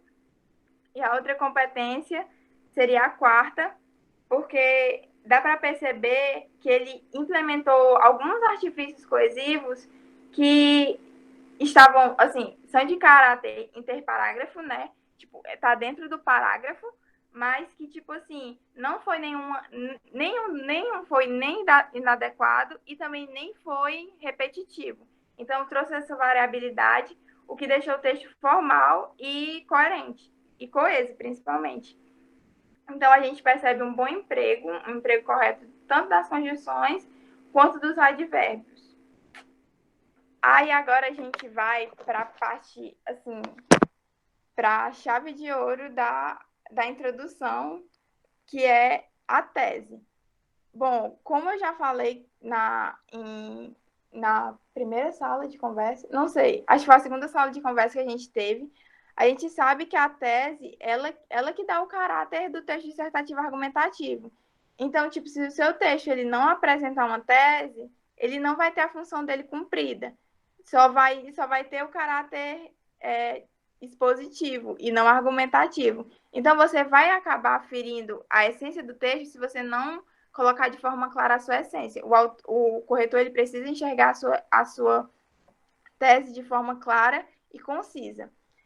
Nessa redação, a gente percebe que o candidato ele apresentou um posicionamento crítico e ele também demonstrou autoria, porque ele não usou nada assim, né? Nenhum plágio, usou muita criticidade, porque ele expôs a opinião dele de forma parcial.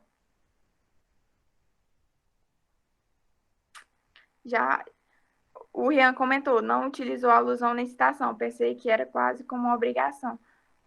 Não, no parágrafo introdutório não é necessariamente, assim, é uma regra você usar alusão ou citação.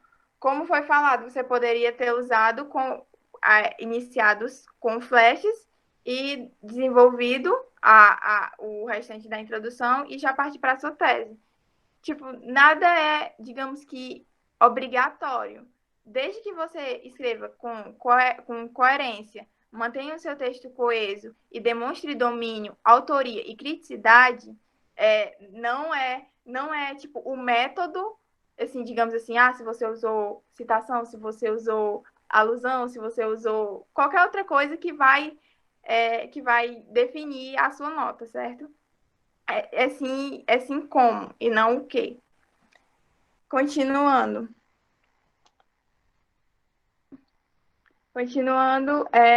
a gente vai perceber que ele mostrou criticidade porque ele colocou aqui a opinião dele na tese e ele foi impessoal.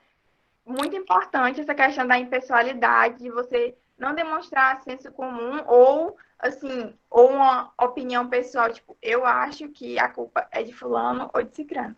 Então, de modo geral, a gente pode pontuar o quê, gente?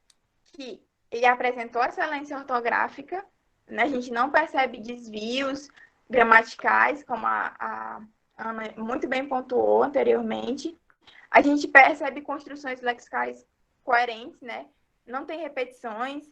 A gente também nota autoria, senso crítico, imparcialidade e isso tudo faz com que a tese dele ficasse bem estruturada.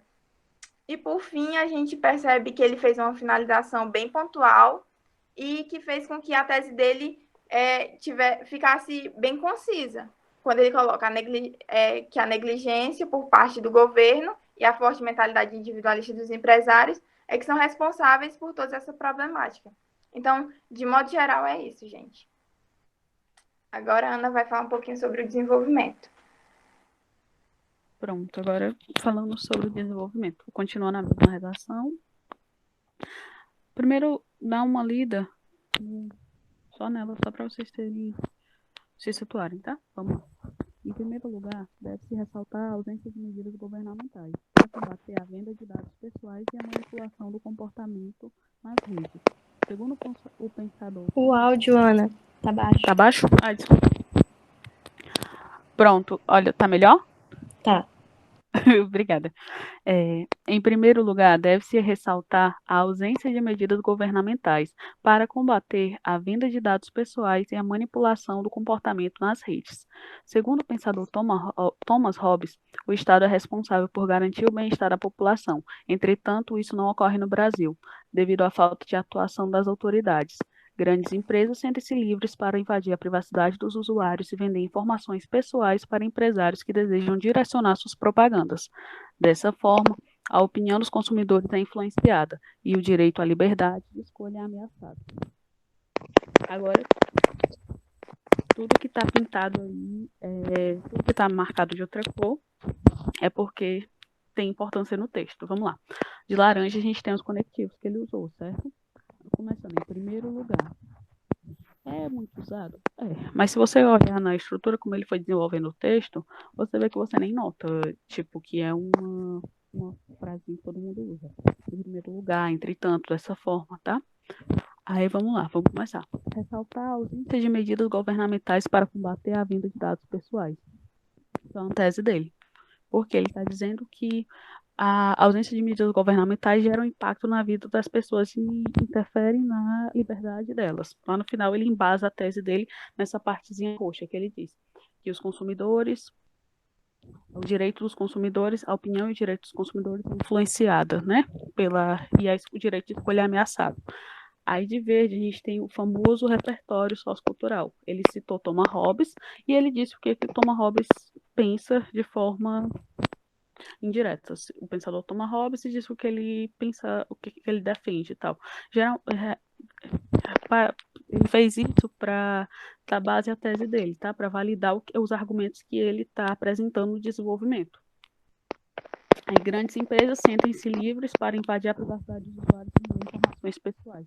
Esse é um problema, reforça a tese que a Rebeca apresentou lá em cima, e lá embaixo ele dá um embasamento realmente dizendo que como isso influencia na vida das pessoas.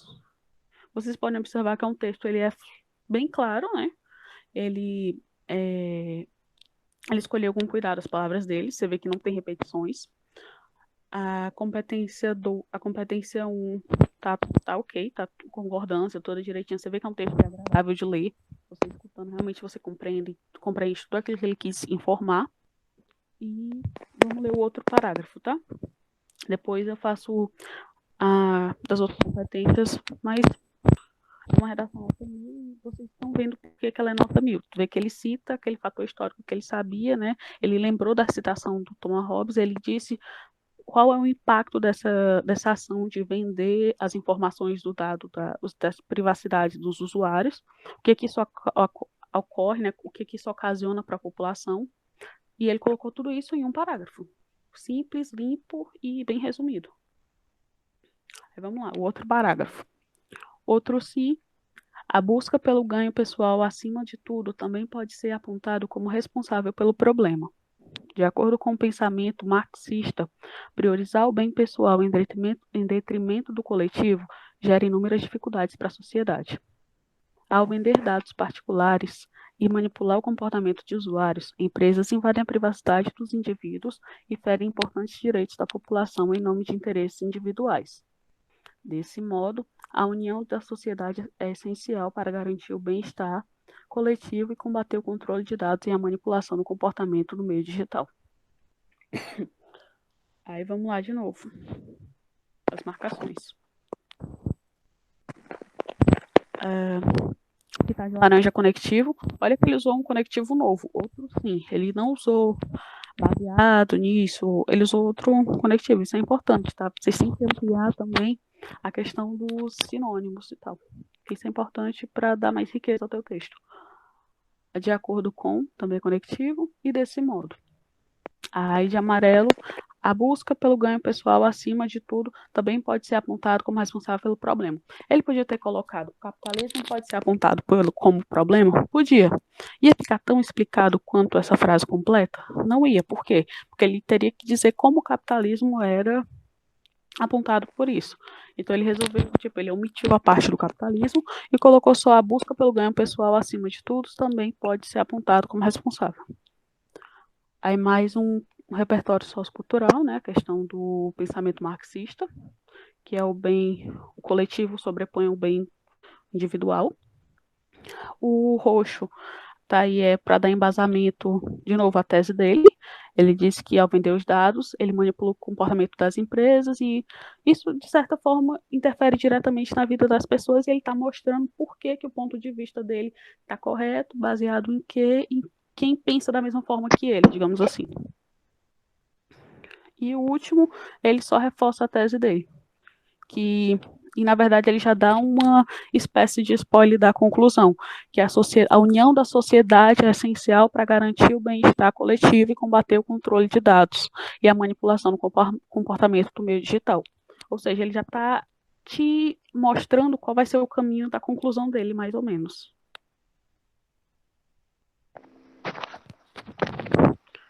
Agora a Luíse vai concluir. Alguma pergunta?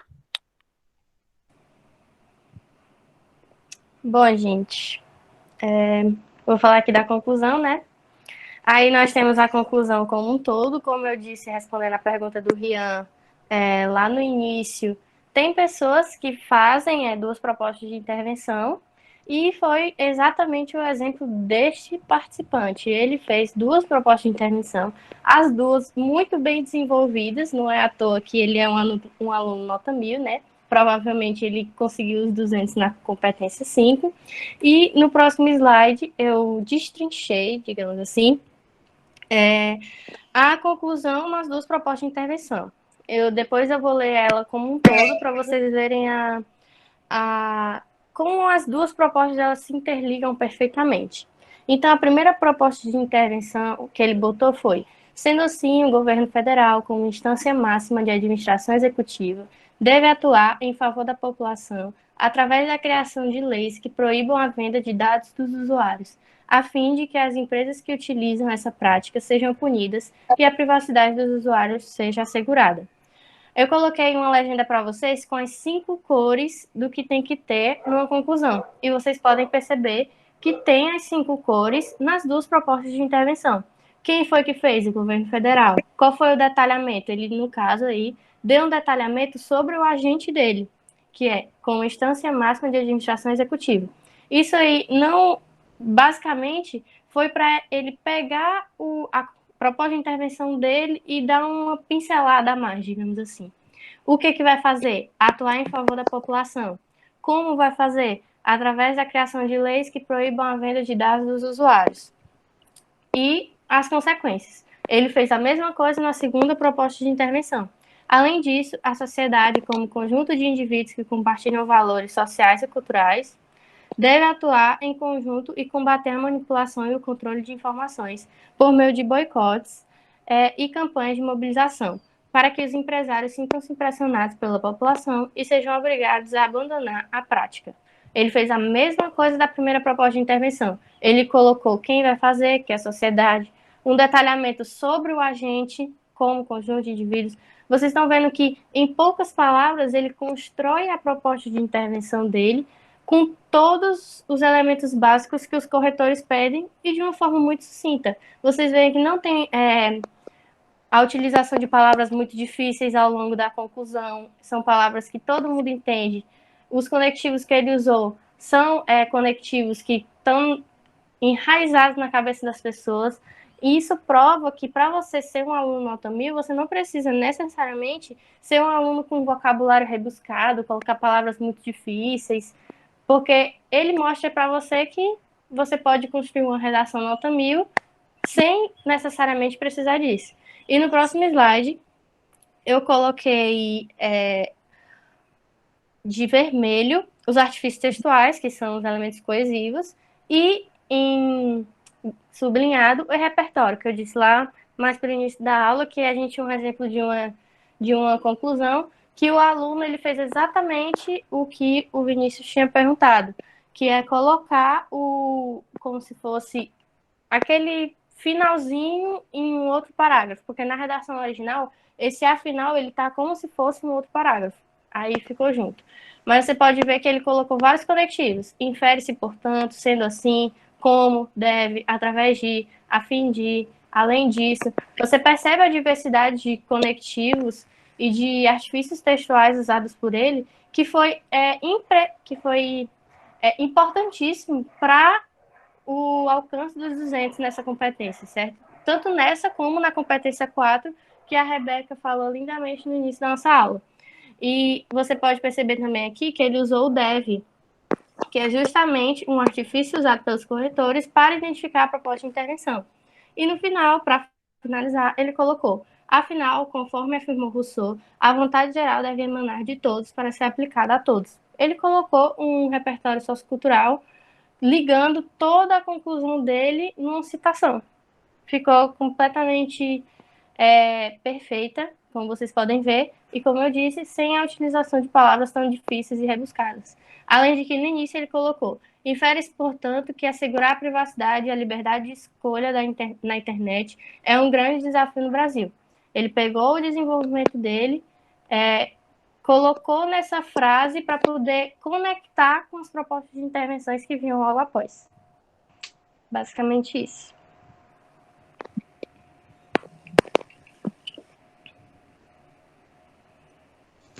Então, galera, a gente tá ficando por aqui. Tá bom? Só ressaltando, eu agradeço a presença de vocês. Tá bom? Agradeço a presença de todos que ficaram até o final. Tá bom? E a gente queria deixar essa frase com vocês, guardadinha aí no coração de vocês. Agradeço a todos que ficaram até o final. Mas calma, não precisa sair ainda. Eu queria pedir um favorzinho para vocês. Tá bom? Mas antes de eu pedir esse favor, eu queria dar essa frase para vocês. Eu gosto muito, porque realmente a gente está aqui ajudando vocês. A gente quer vocês aqui, a força da escola pública, perdão, na UFC.